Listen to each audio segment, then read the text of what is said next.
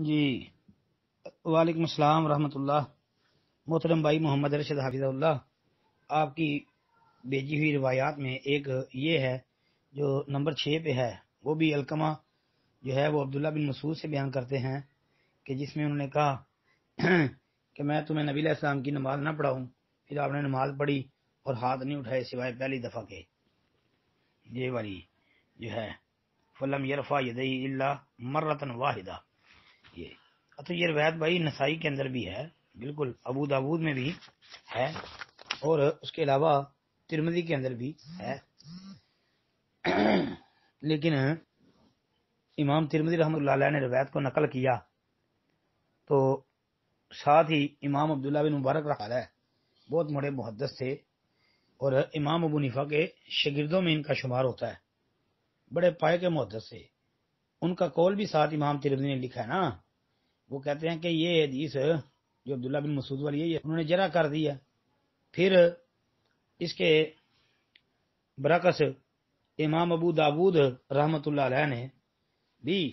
اس روایت کے متعلق اپنی سنن کے اندر لیا ہے کہ لیسا ہوا بصحیح، کہ یہ روایت صحیح نہیں ہے۔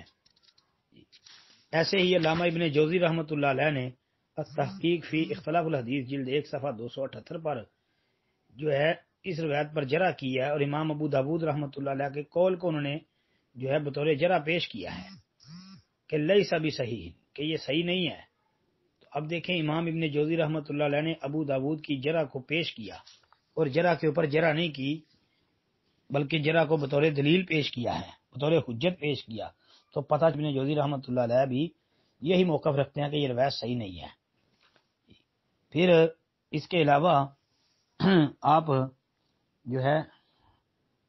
امام دار قطنی رحمۃ اللہ علیہ کی کتاب العلل دیکھ لیں،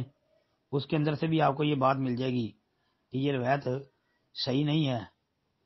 اور پھر بڑی بات ایک یہ ہے کہ اس کی اندر یہ سفیان ثوری ہے جو کہ مدلس راوی ہے، سیغان سے بیان کرتا ہے، اور اس کی تدلیس والی روایت کو محدثین نے ضعیف قرار دیا ہے۔ جہاں پر دیگر محدثین نے اس کو مدلس قرار دیا ہے، وہاں پر حنفی علماء نے خود بھی اس